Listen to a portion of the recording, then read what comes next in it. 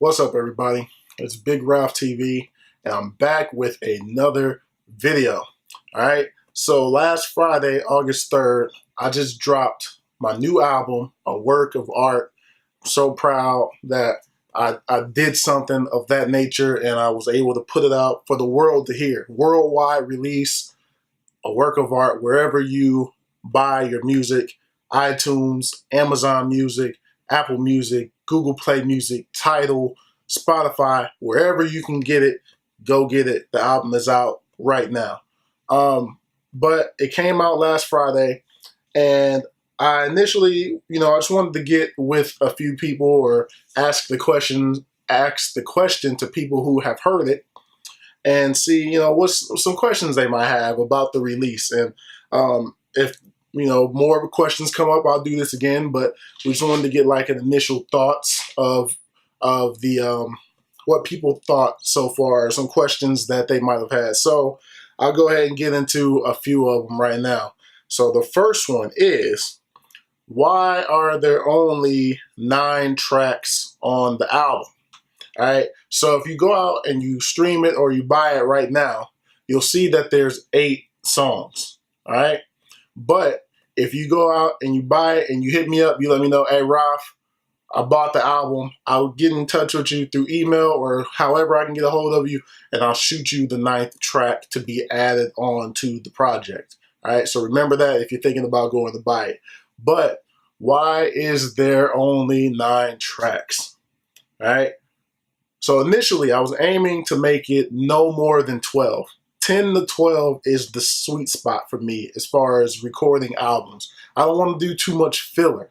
So I don't want to do any more than 12. I don't want to have any filler songs that I just did just for the hell of recording it. So 12 was the high mark. 10 is what I was really thinking I was going to get, I was going to aim for.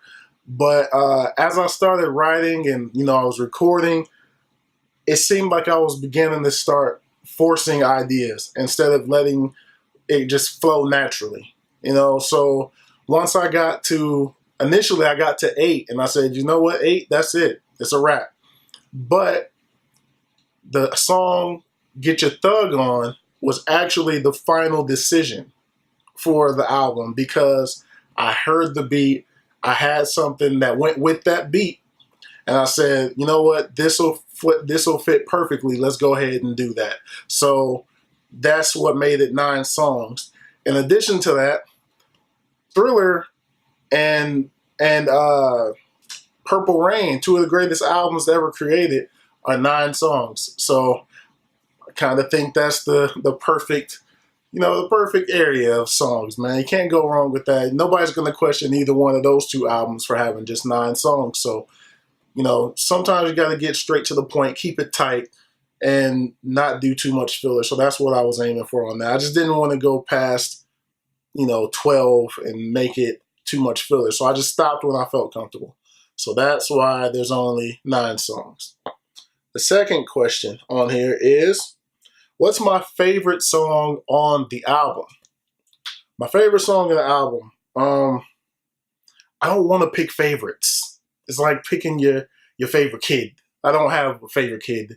But if I had to choose on this particular album, which ones I think are probably more meaningful overall, I would probably say I'm Fine, which is the bonus song, and Ralph and Rapper Nick. Those will probably be the 2 that I feel like mean the most to me as a whole. But try not to pick favorites out of the tracks. I like them all. But if I had to choose 2 which mean the most, it'd probably be those 2 tracks. Ralph and Rapper Nick, and I'm Fine.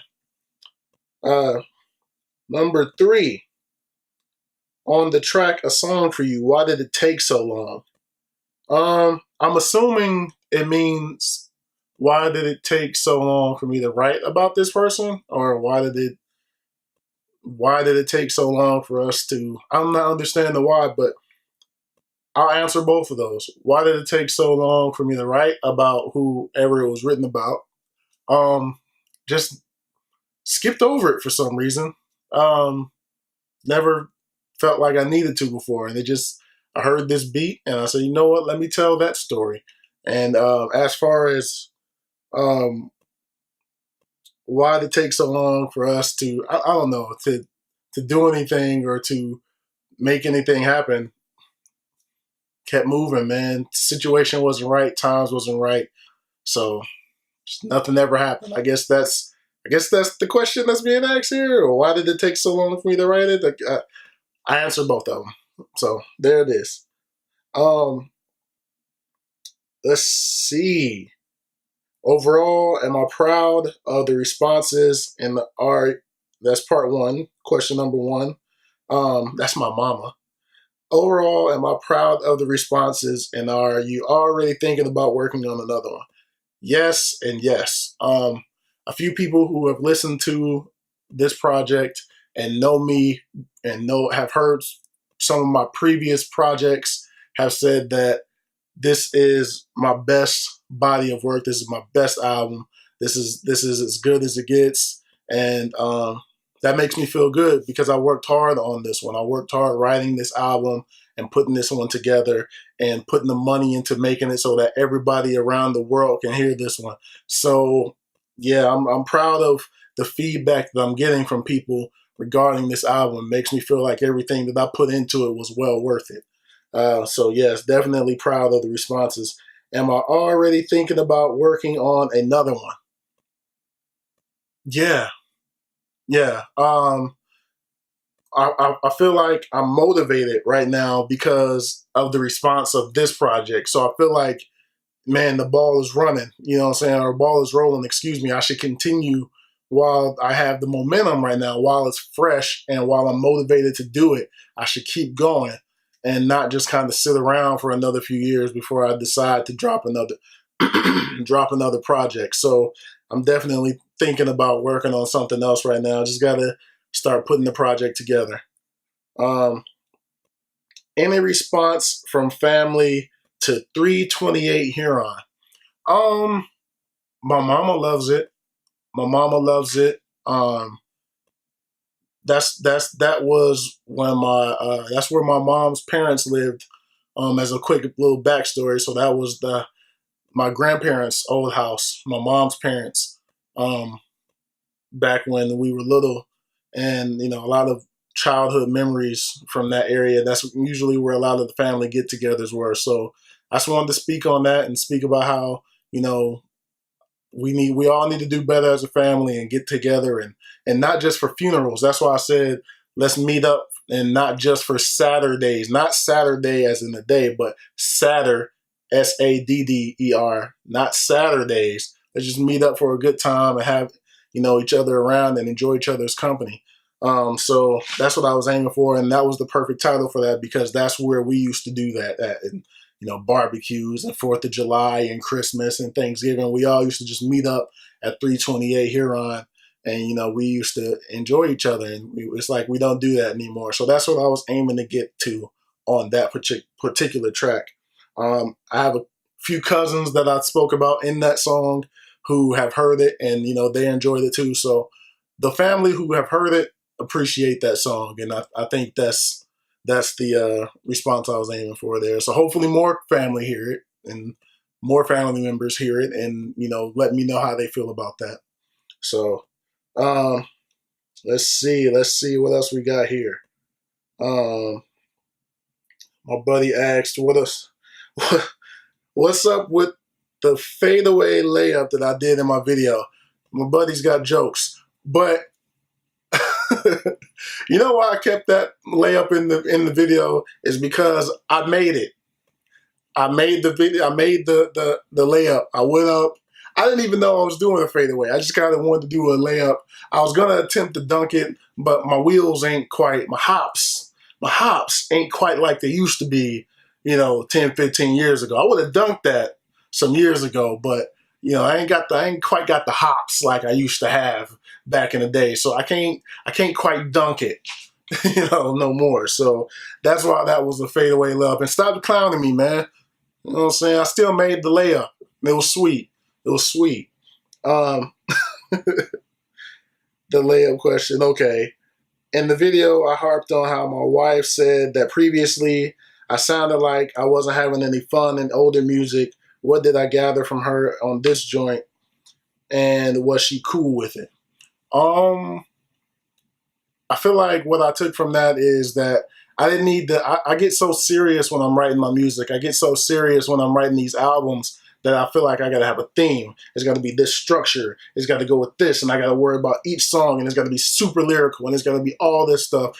And it takes away from the fun aspect of just getting in the studio and recording the album.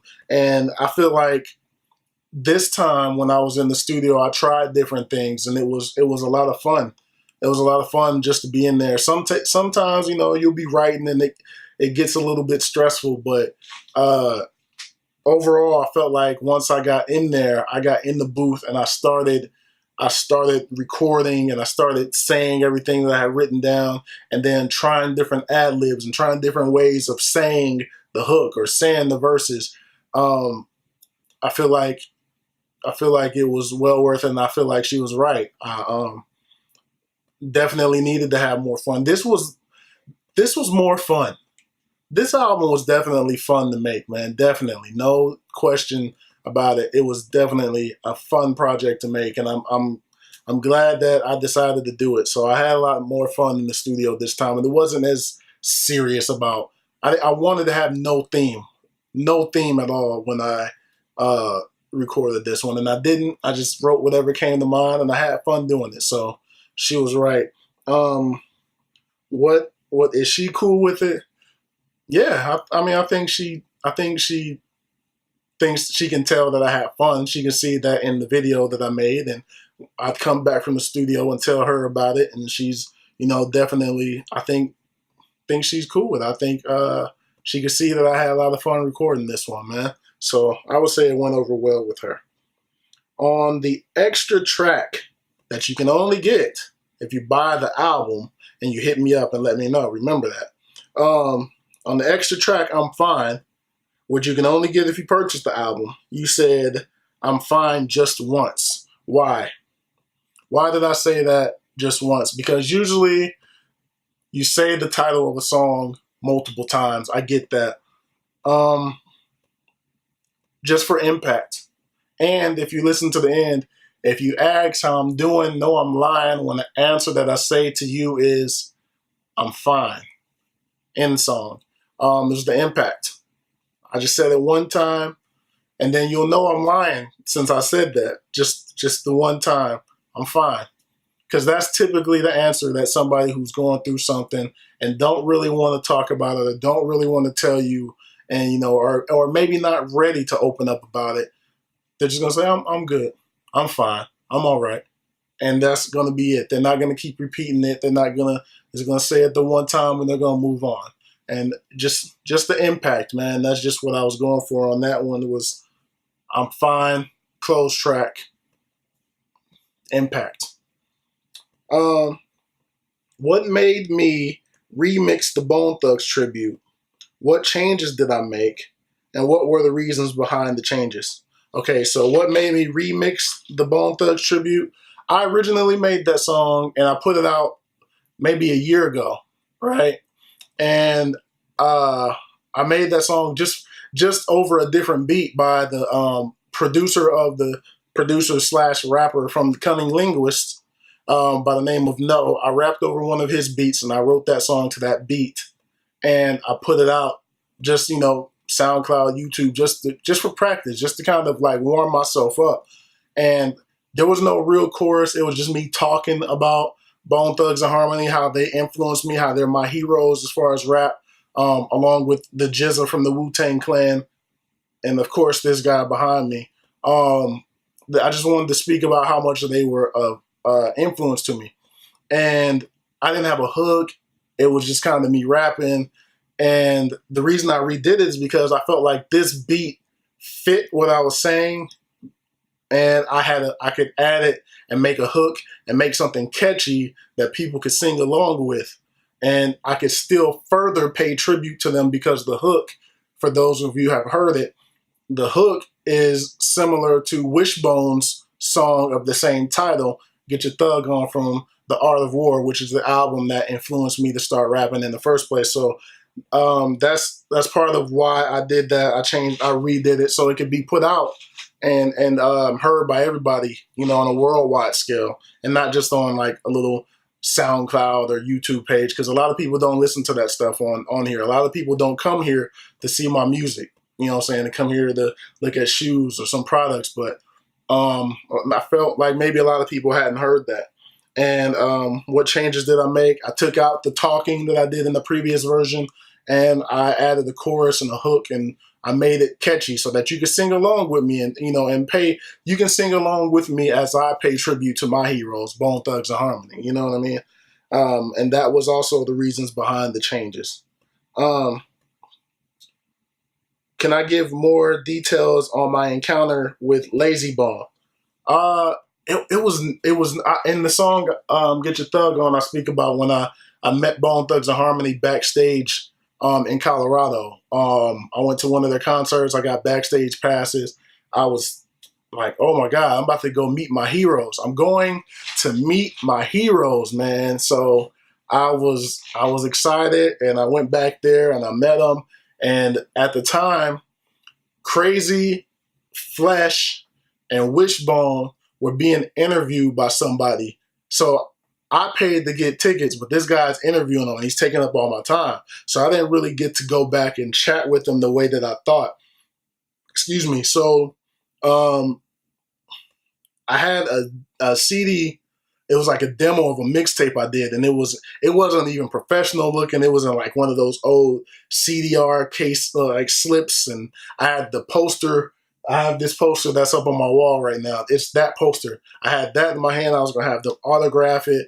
I was just being a big fan, and then I was gonna try to slide the CD, that like the demo, and be like, "Hey, I rap too because of you guys," and see what happened. But when I talked to Lazy Bone, I was sitting there talking to him, and I don't know if it was just nerves or if it's like, man, this is, you know, you are rapping because of this dude you're standing in front of. When Lazy Bone said on "It's All Mo Thug," little kids no longer want to be like Mike. They're trying to be like Bone and keep thugging for life. That was the line that said, pick up your pencil and start rapping. And I guess I just didn't feel like I should be handing him a demo tape at that time. So I just didn't do it. And eventually after that, the guy stopped interviewing the other three, and I got to go take a picture with them, and it was cool. I got to tell them, hey, y'all inspire me. Y'all are my favorites, and I need a do-over on that. I need to meet Bone again. I need to talk to him again and tell him fully, hey, this is the impact and everything. But yeah, that's what happened back then, 2010, man. Um, But that's it. That looks like that's it, man. 10 questions. So, yeah, man. Thank you all for listening to it and supporting the album, man. Go out there and get it if you have not already. Support your homie, man. I feel real good about this album. Getting a good amount of feedback, but I also feel like, hey, we can keep that going. It's not over yet.